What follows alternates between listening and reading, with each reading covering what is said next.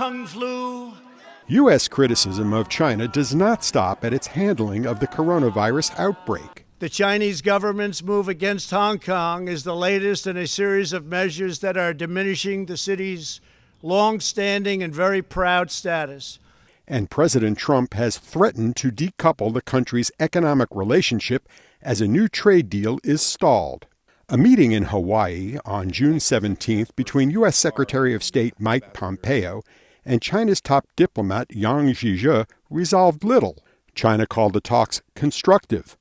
The U.S. said China was not forthcoming and is waiting to see a reduction in what it terms China's aggressive behavior. 2 days after the meeting, Pompeo warned the Copenhagen Democracy Summit about China's intent.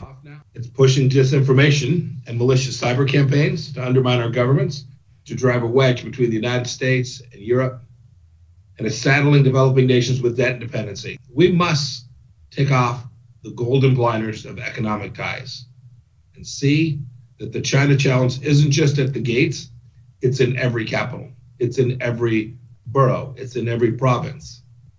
Every investment from a Chinese state-owned enterprise should be viewed with suspicion.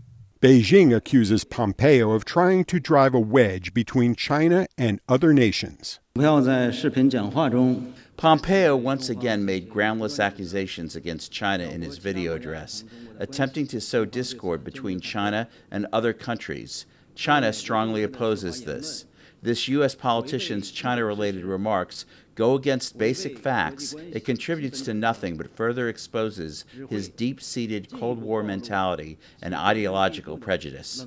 From the South China Sea to the border with India, China's military muscle is making its presence known, a serious challenge for Washington, say analysts.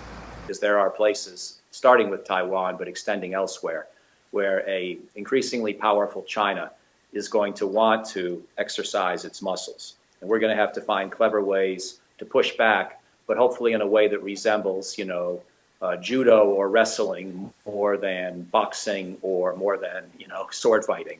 In other words, pushing back, not winding up in violent encounters. Nations now face a choice, says Pompeo. I know that there's fear in Europe that the United States wants you to choose between us and China. But it's simply not the case. It's the Chinese Communist Party that's forcing this choice. The choice isn't between the United States, it's between freedom and tyranny. Meantime, China and India have reportedly agreed to disengage from further confrontation after a border clash last week left 20 Indian soldiers dead. Steve Reddish, VOA News, Washington.